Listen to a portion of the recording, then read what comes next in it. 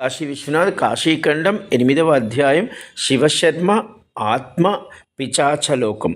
ఈ తామస గుణములు ఉన్నవాళ్ళు అతిగా ఆశపడడం, ప్రతి చిన్న మార్పుని భయపడడం, గతంలో జరిగిన చెడుని తలుచుకొని విపరీతమైన మనోవేదనలో ఉండడం, ఎక్కువ మాంసమును తినడం, ఎక్కువ మాదక ద్రవ్యాలను సేవించడం, గురువులను, తల్లిదండ్రులను, దైవాన్ని దూషించడం, శరీర అవయవాలను తినడం అనగా గోర్లు, చర్మం ఎక్కువ తినేవాళ్ళు, బాగా అతిగా మాట్లాడేవాళ్ళు, బాగా అతిగా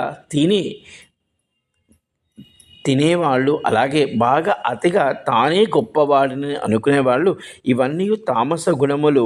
ఈ ఉన్నవాళ్ళు ఉత్పన్నమైనటువంటి వాళ్ళు ఒకవేళ మరణించినప్పుడు వీరు పిశాచ లోకములో ఉంటారు అని శివశర్మకు ఆ విష్ణుదూతలు చెప్పడం జరుగుతూ ఉంది ఈ పిశాచ లోకములో భాగముగా. జై కాశీ విశ్వనాథ్.